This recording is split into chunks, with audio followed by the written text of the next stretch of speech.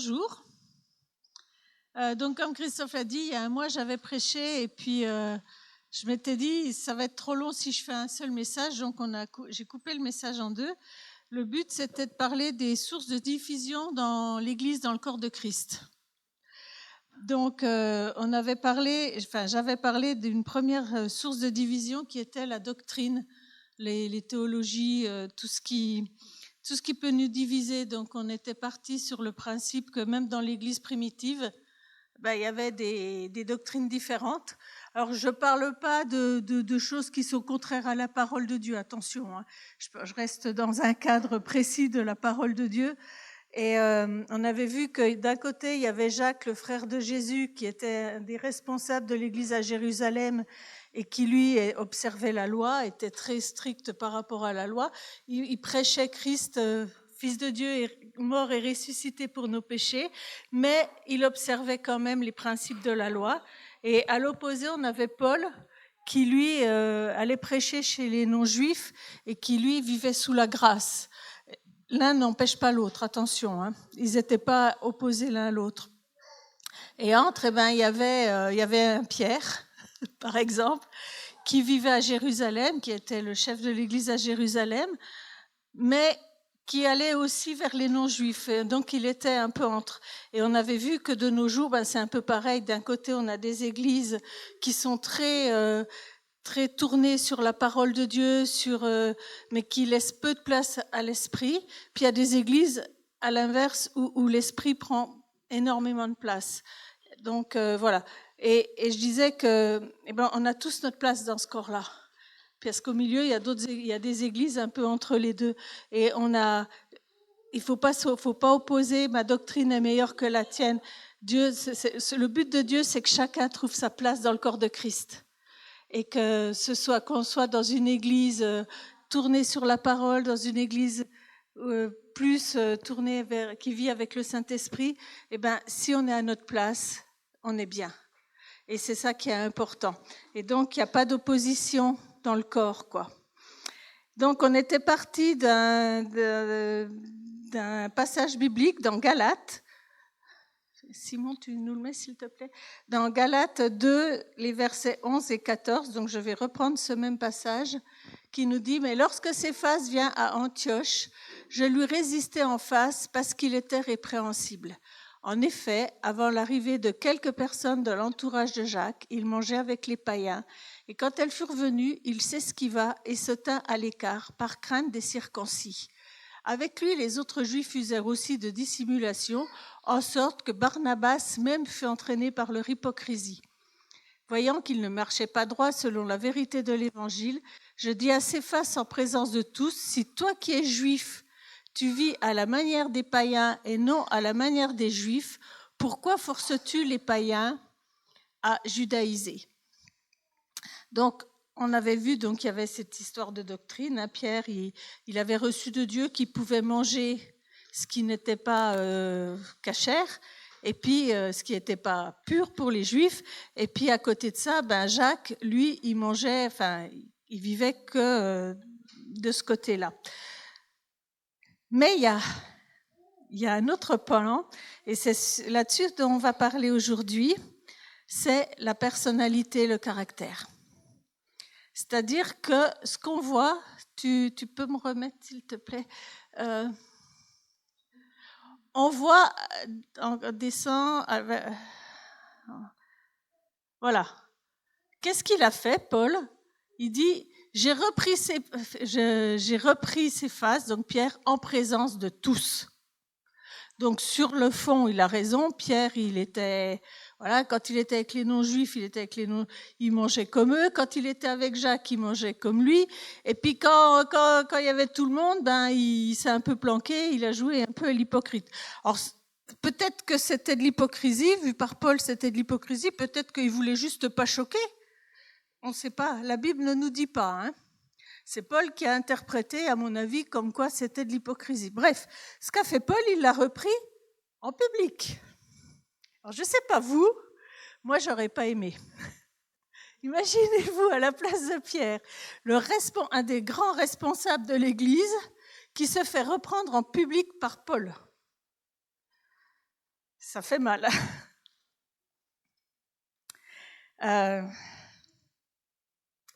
Et je me suis dit, mais comment Pierre a pu réagir par rapport à ça? Parce que c'est pareil, la Bible, elle ne nous le dit pas.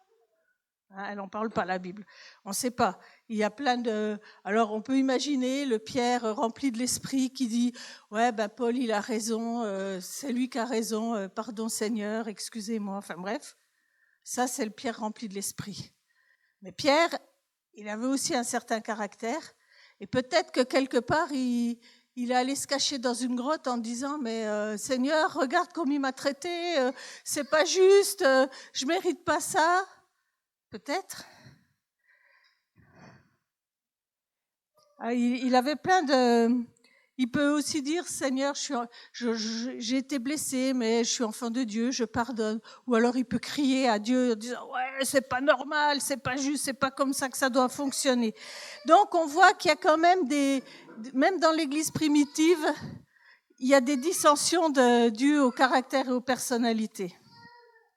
Et c'est là où on va arriver à mon message sur les personnalités. On est différents, mais complémentaires. Dieu, il nous a pas voulu tous pareils. Voilà, tous pareils, c'est ça. Alors pour ceux qui connaissent les films de Star Wars, c'est les armées des méchants, les bref, j'arrive jamais à prononcer le mot, Stormtroopers ou un truc comme ça. Ils sont tous pareils. C'est pas des robots, hein, c'est des êtres humains, mais ils avancent tous pareil. On leur dit tu obéis, ils sont tous identiques. Il aurait pu faire ce choix-là, Dieu, de nous faire comme ça. Ça aurait été plus simple. On a tous la même personnalité, on est tous identiques, il n'y a pas de problème. On pense tous pareil. Mais non, Dieu, il a fait un autre choix. Il nous a voulu tous différents, de par la personnalité, de par le physique, de par la race. Il y a des noirs, il y a des asiatiques, il y a des blancs, il y a de tout. C'est comme ça qu'il nous a voulu, Dieu. Plein de couleurs, plein de vie. Et les différences de personnalité, ça amène la vie. Et voilà, on va revenir là. Il y a une vingtaine, peut-être même plus, 25 ans, peut-être bien. Avec Christophe à l'Oasis, on avait fait une formation avec un psychologue anglais chrétien qui s'appelle Paul March. Et il nous avait fait une formation sur les différentes personnalités. Alors, il y a plein de tests, il y a plein de formations. Alors, rassurez-vous, je ne vous fais pas ça ce matin. Mais il y a plein de tests et il y a plein de noms différents. Il y a des gens qui donnent des personnalités avec des couleurs, d'autres avec des noms. Donc, moi, je vais prendre ce que j'ai appris avec Paul March. On va aller assez vite, hein, vous inquiétez pas. C'est pas le but voilà. Donc, différents mais complémentaires. Donc, il y a un premier groupe, on va les appeler les dominants développeurs. C'est des gens qui sont orientés vers les buts, vers les tâches. Ils aiment les défis. Ils ont toujours un train d'avance par rapport à vous. Vous arrivez, puis eux, ils sont déjà repartis à la gare suivante. Ensuite, je vais très vite. Hein. Ensuite, vous avez les influents enthousiastes impulsifs. Ils sont sociables, ils sont persuasifs, ils aiment être entourés, ils aiment communiquer avec enthousiasme, ces gens-là. Après, vous avez les stables tranquilles. C'est des gens qui sont orientés vers les gens, mais qui restent calmes, qui sont loyaux, qui sont fidèles. Ils fuient les conflits, ces gens-là. Et dernière grande personnalité, c'est les consciencieux, disciplinés. Ils sont précis, analytiques, ils aiment les règles, la qualité, ils aiment les détails. Alors, ça, c'est c'est juste très gros résumé, en sachant qu'il y a ces 4 grandes personnalités, mais souvent, il y a des croisements, on peut avoir plusieurs personnalités. Il y en a une dominante, mais après, il y en a d'autres derrière. Donc, en tout, je crois qu'il y a 16 personnalités. On ne va pas aller dans ces détails-là, hein. Pas aujourd'hui. Mais voilà. Et pourquoi il y a ces 4 personnalités? Elles sont importantes dans le sens que, quand on avait fait cette formation avec Paul March, il nous avait fait mettre par groupe de personnalités. Donc, on avait d'abord fait un test pour savoir quelle personnalité on avait en dominant, je précise. Et donc, on s'est mis par 4 groupes et il nous avait donné un projet d'étude à faire avec un temps défini, je ne sais plus, on doit avoir 1 heure pour amener un projet. Donc après, chaque groupe a expliqué où il en était dans son projet. Donc, là, le résultat, c'est qu'aucun groupe n'est arrivé à monter un projet. Parce que les dominants développeurs ont tous voulu prendre le lead. C'est des leaders. Ils ont tous voulu être leaders. Donc personne n'écoutait ce que l'autre avait pensé ou voulait dire parce que chacun pensait que c'était lui qui avait raison. Donc, ils ne sont pas arrivés. Les influents enthousiastes, alors eux, c'était très drôle, je faisais partie de ces gens-là, et eux, ce qui était très drôle, c'est qu'on n'a jamais démarré même le projet, parce qu'on a discuté de tout, sauf du projet. Donc on n'a même pas commencé à le travailler. Les stables tranquilles, ils sont pas allés loin non plus, parce que personne n'osait, là c'était l'inverse, personne n'osait prendre le leadership. Chacun attendait sur l'autre, que l'autre agisse. Donc ils sont restés chacun un peu dans leur coin.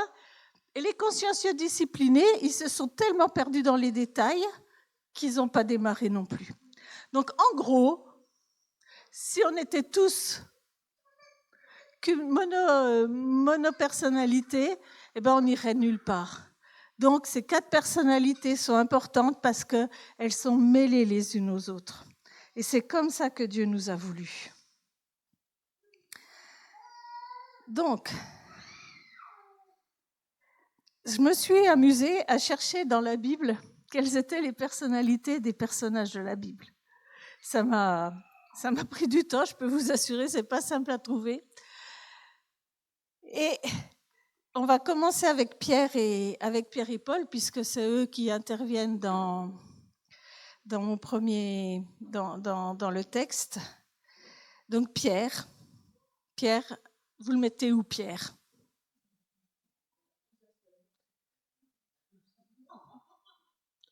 Pierre, qu'est-ce qu'il a fait ? Il est sorti de la barque pour rejoindre Jésus à marcher sur l'eau. Pierre, qu'est-ce qu'il a fait ? Il a dit à Jésus, quand Jésus a annoncé qu'il allait mourir, il a dit à Jésus, non, on mourra pour toi, mais on ne te laissera pas mourir. Et puis quelques temps plus tard, il le reniait. Mais Pierre, qu'est-ce qu'il a fait ? Il avait ce côté influent, ce côté communicant. À la Pentecôte, c'est lui qui a pris la parole. Et ces 3000 personnes se sont converties. Pierre, voilà qui était Pierre. Donc, après, on a Paul. Ah, excusez-moi. Paul, vous le mettez où ?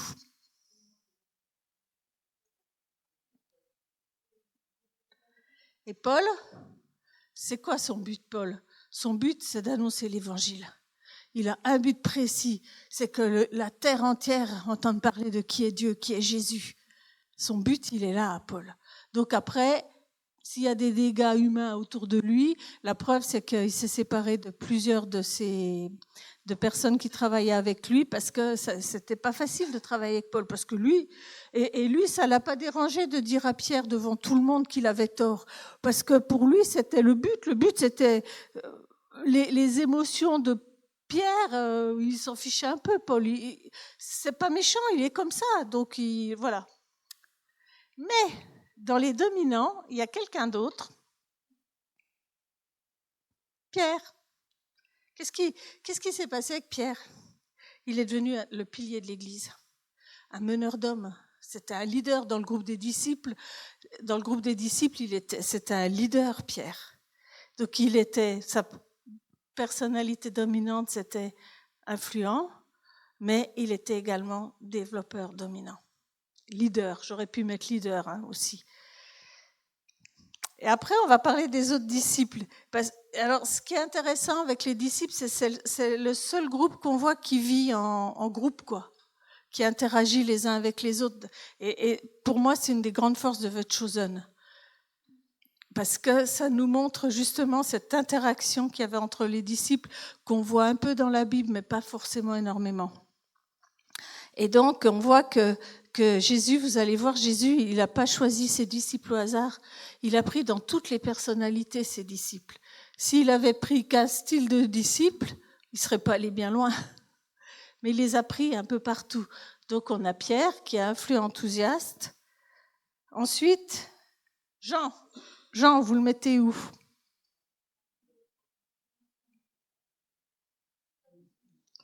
Stable tranquille. Il est fidèle. C'était le seul au pied de la croix. C'est le seul qui a accompagné Jésus jusqu'au bout. Alors que Pierre, notre leader influent, lui, il s'est peut-être planqué après avoir renié Jésus. Jean, il est au pied de la croix. Et c'est lui qui a reçu la vision de l'Apocalypse, Jean. Donc, c'est important.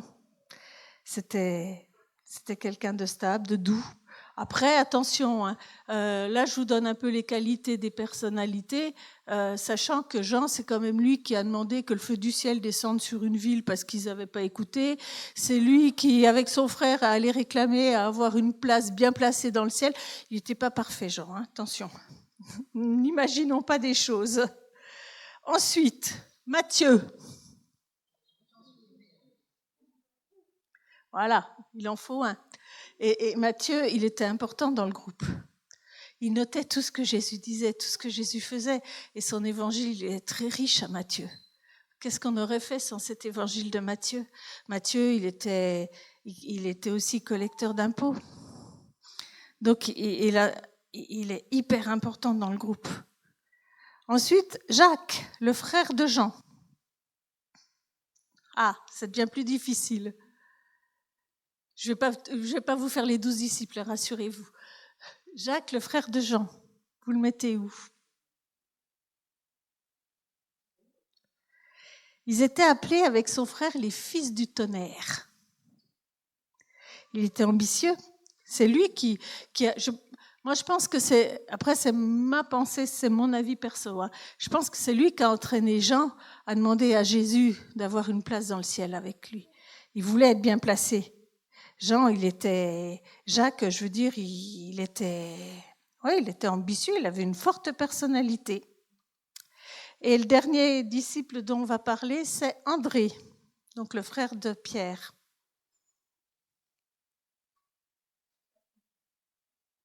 Ouais. André, stable tranquille. Il était calme, discret. Il amène les gens à Jésus, André. Le stable tranquille, il amène les gens à Jésus. C'est lui qui a parlé à Pierre de Jésus. C'est lui qui a dit à Jésus, il y a un enfant qui a 5 pains et 2 poissons quand il fallait nourrir la foule. C'est André qui a fait tout ce travail-là. Je vais vous parler d'une dernière personne du Nouveau Testament, c'est Marie. Je l'ai mis, oui. Marie, qui a agi impulsivement quand elle a déversé un parfum de grand prix sur les pieds de Jésus. Comment? Oui, j'ai dit Marie. Comment? Ah oui, non, pas la mère de Jésus. Voilà. Excusez-moi. Donc ça, c'est les disciples. J'ai pas fait tous les disciples hein, parce que je voulais pas vous saouler non plus. Mais voilà. Donc il y a de tout dans les disciples. Vous voyez que certains, comme Pierre, ont plusieurs personnalités qui se côtoient, comme quoi c'est pas impossible. Attention, comme je vous ai dit, hein, il y a 16 personnalités, non pas 4. Hein. Mais ils vivaient tous ensemble, comme je vous ai dit. Hein.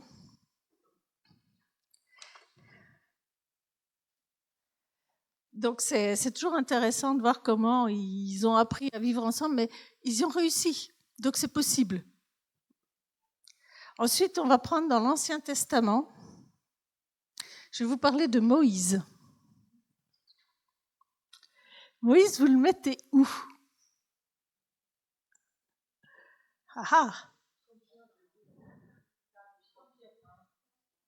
Alors, d'abord, influent enthousiaste. Et il est impulsif. Il a tué l'Égyptien. Il s'est énervé quand même 2-3 fois. Il a cassé, il a jeté les tables de la loi par terre. Et à la fin, il s'est énervé en tapant le rocher. Il n'est pas entré en terre promise. Mais, pas que. Ouais, mais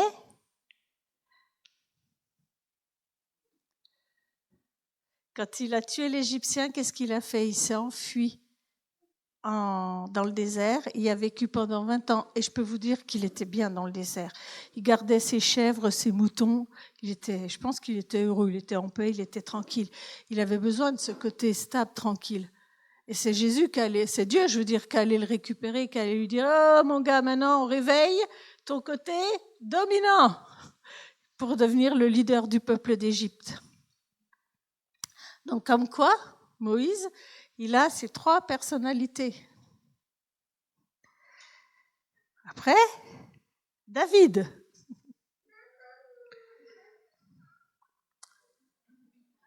David, vous me le mettez où? Alors, je l'ai mis dans 2 cases. Première case, dominant développeur, et deuxième case, influent enthousiaste. Parce que David, il est aussi les deux. David, c'était le meneur, le leader, le chef de guerre. Mais c'était aussi celui qui était impulsif. David, il a dansé devant l'arche pour Dieu. Il aimait Dieu avec passion, il le louait avec passion. Mais il avait ce côté visionnaire, c'était un roi visionnaire et il a fondé Jérusalem, il a ancré Jérusalem dans ce qu'elle était. Allez, j'ai bientôt fini. Je vous en propose encore 3. Daniel. C'est plus difficile dans l'Ancien Testament parce que, comme je vous disais, dans le Nouveau Testament, les disciples, ils vivaient en interaction les uns avec les autres, donc ça, c'est simple. Là, les personnages sont un peu séparés, donc... Alors, d'abord, stable, tranquille, Daniel. Il est calme, il est posé, il n'a pas paniqué quand on lui a dit tu vas dans la fosse aux lions, il y allait. Il était indéboulonnable, mais il est également consciencieux. Daniel, il avait une rigueur de vie qui était impressionnante. Même menacé de mort, il priait 3 fois par jour. Il était très bon administrateur, Daniel, parce qu'il était administrateur dans le royaume. Donc, il était aussi consciencieux et discipliné. Je vous propose Néhémie. C'est de plus en plus difficile. Non. Consciencieux Néhémie. Alors, il devait sûrement avoir du développeur aussi, parce que c'est lui qui a guidé la restauration. Hein. Mais, avant de reconstruire Jérusalem, il a inspecté minutieusement toutes les ruines. Il a établi un plan de travail précis. Donc, il avait vraiment ce côté consciencieux, discipliné qu'il fallait pour cette tâche-là. Et dernière, parce que quand même, je me suis dit, il faut mettre une femme de temps en temps, Ruth.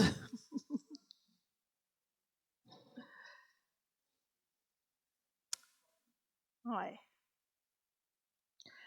Ruth, loyale, dévouée, fidèle, fiable.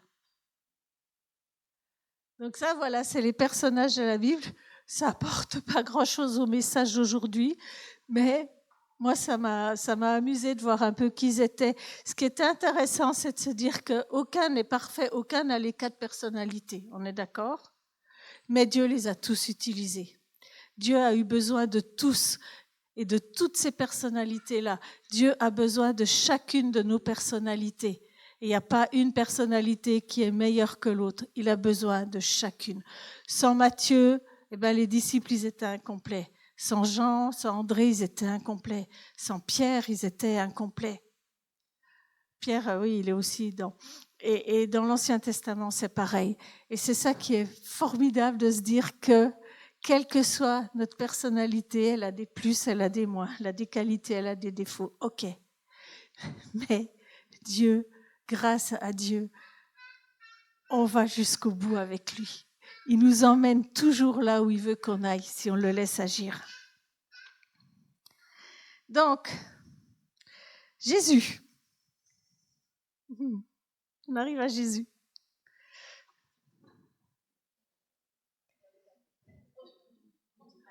Oui. Il est consciencieux, discipliné. Il est fidèle à sa mission. Il respecte la loi. il est discipliné, il passe du temps dans la présence de Dieu et il connaît la Torah parfaitement. Mais Jésus, il est aussi stable, tranquille. Il est patient avec ses disciples, il est doux, il est humble de cœur. Il reste calme dans les épreuves face aux accusateurs, il ne s'énerve pas. Jésus, il est aussi influent. C'est un communicant. Il savait capter l'attention. La preuve, il parlait devant des foules. Parce que 5000 hommes, c'était 5000 hommes, sans les femmes et les enfants. Donc vous imaginez qu'il devait y avoir 15 000 personnes. Il inspirait, il motivait. Il avait ce côté charismatique, voilà, qui était attirant. Et Jésus, il était développeur, dominant, leader. Il a pris le temps de guider les disciples. Une des caractéristiques du dominant, c'est d'aider les autres à se développer dans leur potentiel. Voilà. Et du coup, Jésus, il a aidé les disciples pendant 3 ans, il les a formés pour qu'ils deviennent ce qu'ils étaient après, les chefs de l'Église. Il a délégué ses responsabilités à ses disciples. C'était le meilleur leader qui existe. Donc, voilà, là j'ai fini avec les tableaux. Donc, Jésus, il est parfait, on le sait. Nous, on n'est pas parfait, on le sait aussi. Mais tous ensemble, qu'est-ce qu'on forme ? On forme le corps de Christ. Donc tous ensemble, si on travaille tous ensemble, eh ben, on devient parfait. Donc, l'étape suivante, ça va être de se dire que, et nous maintenant ? Ok, on a vu les personnes de la Bible, c'est bien, c'est rigolo, ça nous amuse un moment, mais nous maintenant, il y a 2 choses importantes. C'est, est-ce que je m'accepte moi-même ?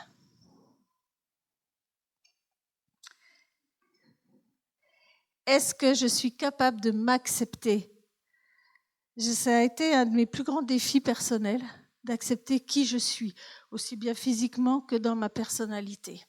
Je ne dis pas que je suis arrivée au bout du bout, je suis en chemin encore.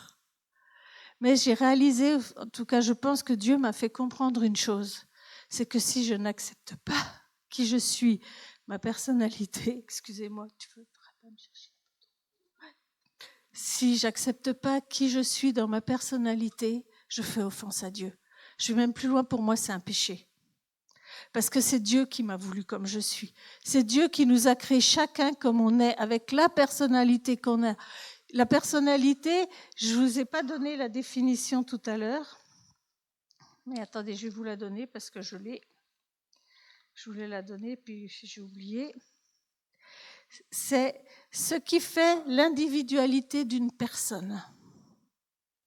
Donc, la personnalité, c'est ce qui fait l'individualité d'une personne. La personnalité, c'est qui je suis. Je vais parler après vaguement, un petit peu rapidement, je veux dire, du caractère, pour bien qu'on fasse la différence. La personnalité, c'est qui je suis. Alors oui, il y a des plus et il y a des moins. Les moins, on devrait essayer de les améliorer, on est d'accord. Le côté impulsif de Pierre, c'est pas forcément ce qu'il y a de mieux chez lui, on est d'accord. Mais, malgré tout, la personnalité, c'est ce que Dieu a voulu que je sois. D'accord ? Donc si moi je dis, j'aime pas qui je suis, je pêche contre Dieu, contre ce que lui il a voulu. Donc c'est important d'avoir vraiment ça en tête et de s'accepter soi-même. Seigneur, tu as voulu que je sois comme ça. Alors je ne dis pas d'accepter nos défauts, attention, je vais y revenir dessus, comme je vous disais tout à l'heure. Je ne dis pas d'accepter, moi je suis comme ça, je pique des colères, c'est comme ça, c'est ma personnalité, je suis impulsif. Non, c'est pas ça, attention. Après, dans les personnalités, suivant les personnalités qu'on a, on va accepter plus ou moins facilement sa personnalité. Il y a un type de personnalité qui a un peu plus de mal à s'accepter que les autres. Excusez-moi.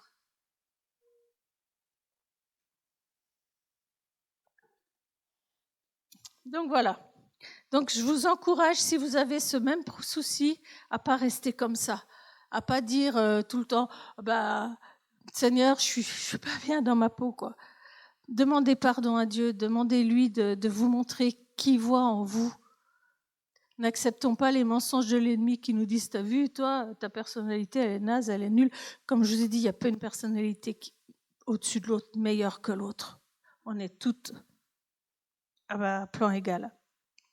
Donc l'ennemi, lui, va nous dire des mensonges, il va nous dire ce que tu es, tu sais, c'est vraiment pas génial. L'autre à côté, il est tellement mieux que toi. Mais stop. Refusons les mensonges de l'ennemi. Acceptons qui Dieu dit que nous sommes. Acceptons de reconnaître que nous sommes les enfants chéris de Dieu, voulus par lui, tels que nous sommes. Donc ça, c'est le premier plan. Deuxième plan, c'est accepter les autres. Là, c'est un vrai défi, on est d'accord. Pourquoi la Bible, elle insiste tant sur le relationnel? C'est parce que Dieu, il savait qu'en mettant tout le monde tellement différents les uns ensemble, eh bien que ça allait créer des brassages. Et c'est pas simple. Souvent, on voudrait changer l'autre.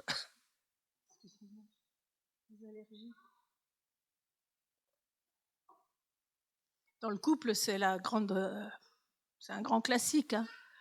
Mon mari ou ma femme, elle est comme ça, ou il est comme ça, je voudrais bien le changer. Puis Dieu, il nous dit non, bénis-le, prie pour le bénir, mais n'essaye pas de le changer. S'il y a une chose que vous ne pouvez pas changer, c'est la personnalité de votre conjoint. Donc dans le couple, on est confronté à la personnalité de l'autre, et puis parfois, ça fait des clashs. Parfois, c'est des personnalités qui vont bien ensemble, donc ça va. Mais donc, acceptons cette différence entre nous. Après, il n'y a pas que le couple, hein. Il y a le travail. Travailler avec des collègues, si on a des personnalités très différentes, ça peut clasher aussi. On a du mal à comprendre pourquoi l'autre agit comme ça. Et puis après, il y a les groupes, il y a l'église. Dans l'église, on a tous des manières de réagir différentes. Et ça vient souvent de nos personnalités. Donc le grand défi, c'est d'accepter qui est l'autre. Pour ça, il faut savoir qui il est.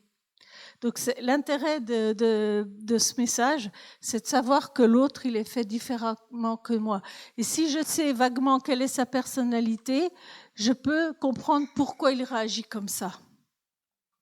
Vous savez, dans la manière de vivre dans l'Église, de vivre sa foi, sa relation avec Dieu, les personnalités ressortent beaucoup. Le dominant développeur, qu'est-ce qu'il va faire dans l'Église ? Le dominant développeur, souvent, il est en tête d'un projet, il a la vision de l'Église, il voit loin dans les plans que Dieu peut avoir pour l'Église, et puis il veut inviter machin, et puis il fait ci, il fait ça. Ça, c'est le développant, le dominant développeur. L'influent enthousiaste impulsif, qu'est-ce qu'il fait dans l'Église ? Il a le côté prophétique. Il va vers le prophétique. Il est bouillant, il encourage, il va vers le prophétique. Il a une louange qui est peut-être parfois dérangeante pour certains parce qu'il a une louange vivante. C'est les gens, vous voyez, qui sautent, qui dansent, qui crient. Voilà, ça alors, c'est que des petits bouts. Hein. Attention, ne mettez pas dans des cases et surtout ne pensez pas que ces gens-là ne sont que ça. Hein. C'est juste des exemples. Le stap tranquille, lui, fait quoi ? Lui, il encourage. Lui, il voit quelqu'un qui souffre, il va aller s'asseoir à côté de lui, il va le prendre dans ses bras, puis il va lui dire « Tu souffres, qu'est-ce que je peux faire pour toi ?» Par contre, lui, sa louange, elle sera sûrement moins excentrique, elle sera moins explosive. Il va rester assis sur sa chaise, mais ça ne veut pas dire qu'il loue pas. Et puis, le consciencieux expert, il fait quoi, lui, dans l'Église ? C'est quoi sa place ? Et c'est souvent un enseignant, parce que c'est quelqu'un qui a cette rigueur, c'est quelqu'un qui aime la parole et qui va étudier la parole à fond. C'est quelqu'un qui va aussi discuter avec les gens, qui va les encourager, qui va leur donner qui va aller, oui, dans la perfection, je ne sais pas comment m'exprimer, mais voilà, c'est quelqu'un de tellement important dans l'Église. Donc voilà, on a tous des personnalités différentes, elles ont toutes des plus, tous des moins. Acceptons de travailler les uns avec les autres. C'est trop important.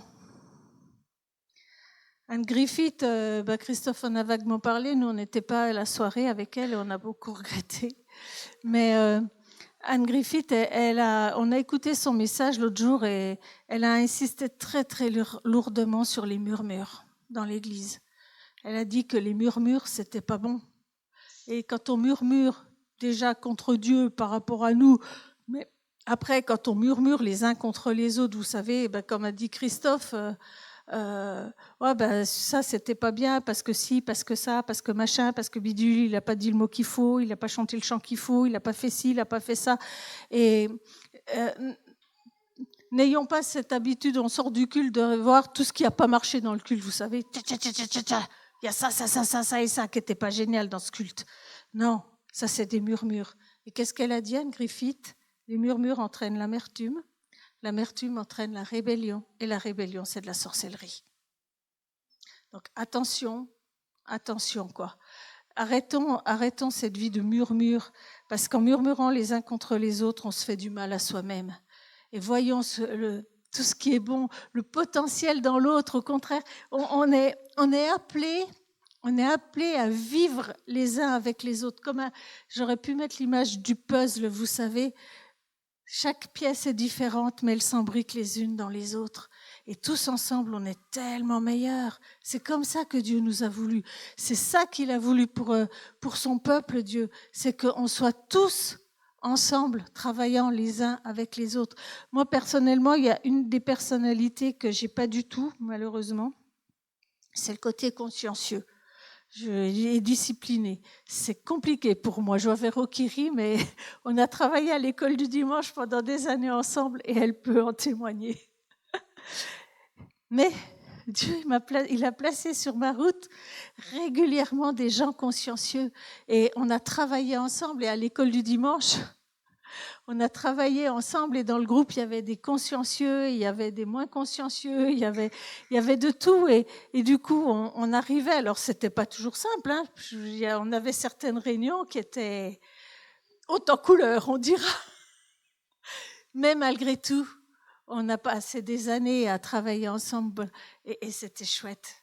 Et c'était chouette, on en garde tout un souvenir merveilleux. Et c'est ça qui est beau, c'est de faire la force de savoir que l'autre, il va compléter ce que moi je ne suis pas. Et de l'accepter dans sa différence. Donc je vais faire une petite parenthèse par rapport au caractère. Donc comme j'ai dit, la personnalité, c'est ce qui fait l'individualité d'une personne. Le caractère, c'est un peu plus compliqué là la définition, c'est ensemble des dispositions affectives. J'ai mal écrit, évidemment. Ensemble des dispositions affectives constantes selon lesquelles un individu réagit à son milieu. C'est compliqué un peu. Mais en fait, le caractère, si vous voulez, on va plutôt dire, c'est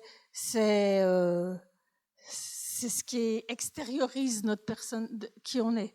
C'est-à-dire qu'on peut être autoritaire, on peut être timide, on peut être colérique, on peut être joyeux, on peut être aimable, on peut être pas aimable, on peut être tout ça. Ça, c'est le caractère. Autant la personnalité, c'est qui on est au plus profond de nous-mêmes.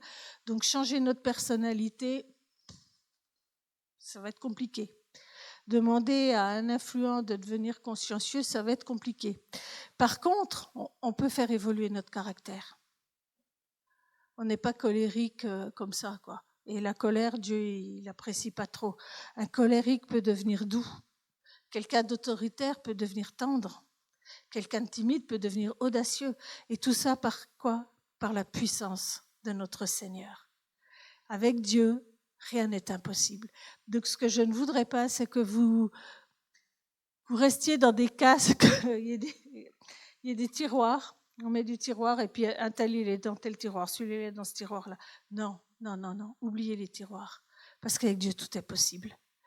Alors, qui on est, il ne veut pas le changer.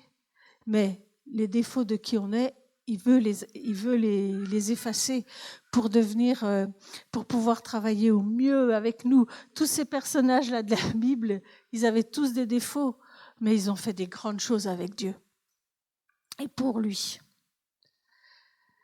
Donc, voilà. C'est très clair. J'espère que je ne dis pas ça pour qu'on soit dans des cases, mais au contraire, pour qu'on apprenne à travailler ensemble et qu'avec Dieu, rien n'est impossible. Quand on dit rien n'est impossible à notre Dieu, mais même ça, nous faire travailler ensemble et exploiter le meilleur de chacun, avec lui, c'est possible. En conclusion, nous sommes parfaitement imparfaits. J'aime beaucoup cette phrase. Parce que c'est exactement ça que Dieu a fait. Il nous a fait parfaitement imparfaits. Dieu, il nous a créés comme il l'a souhaité. Acceptons-le aussi bien pour nous-mêmes que pour les autres. Et laissons le Saint-Esprit faire son œuvre en chacun de nous, parce que Dieu, il a des projets pour nous. On va lire, je vais vous laisser avec des versets quand même un peu dans Colossiens 3, 12-13. Ainsi donc, comme des élus de Dieu, saints et bien-aimés, revêtez-vous de sentiments de compassion, de bonté, d'humilité, de douceur, de patience. Ça, c'est le caractère. C'est ça, là. Ça, on peut s'en revêtir parce qu'on ne l'a pas tous naturellement. Mais c'est ce que la parole de Dieu nous demande. Supportez-vous les uns les autres. Et s'il a un sujet de se plaindre de l'autre, pardonnez-vous réciproquement. Ça, c'est un petit peu ce que Dieu nous demande. Après, au verset 15, toujours dans Colossiens, et que la paix de Christ à laquelle vous avez été appelés pour former un seul corps règne dans vos cœurs et soyez reconnaissants. On a parlé de l'unité tout à l'heure et je crois que l'unité, elle est importante. Vous savez, Paolo, il nous a parlé de passer le Jourdain, de regarder devant Dieu pour passer le Jourdain. Mais si on n'est pas unis, on ne passera pas le Jourdain. Même si certains regardent Dieu, alors oui, il y a peut-être des gens qui ne voudront pas le passer, mais malgré tout, l'unité, ça reste une des choses que Dieu nous demande, quoi. C'est pas obsolète. Et on va finir avec Colossiens 3, 23, 25. Tout ce que vous faites, faites-le de bon cœur comme pour le Seigneur et non pour des hommes, sachant que vous recevrez du Seigneur l'héritage pour récompense. Servez Christ le Seigneur, car celui qui agit injustement recevra selon son injustice et il n'y a point de favoritisme. Donc reviens voir en arrière. Voilà, tout ce que vous faites, faites-le de bon cœur pour le Seigneur et non pour des hommes. Les hommes vous décevront toujours. J'ai vu dernièrement un short d'Alain Auderset qui se promenait dans sa forêt et qui en parlait, tu l'as vu aussi, où il disait « Arrêtez de compter sur les hommes. Quoi. Quelqu'un vous fait une promesse, vous risquez d'être déçus. Mais c'est à Dieu qu'il faut regarder. » Et Dieu, il a fait des choix de vie pour chacun d'entre nous. Il a choisi qui on était. Et c'est pas au hasard, hein. Il n'a pas jeté les dés. Tiens, celui-ci va être celui-là, il va être ça. C'était voulu. Parce que depuis, avant notre naissance, il avait choisi qui on était. Comme dit Nathalie, il nous a appelés par son nom, par notre nom. Il sait qui on est. Et il nous veut comme cela. Donc, je vous encourage à travailler avec ça. Si vous avez des soucis par rapport à qui vous êtes, n'hésitez pas, restez pas comme ça, quoi. Si vous avez du mal à accepter ou même à accepter les autres, passez du temps avec Dieu dans sa présence pour qu'il vous montre comment il voit l'autre ou comment il vous voit. Et si vous avez besoin de prière, n'hésitez pas, venez, on peut prier avec vous. Mais surtout, restez dans la paix les uns avec les autres. Et pour ça, il faut accepter que l'autre soit différent. Voilà.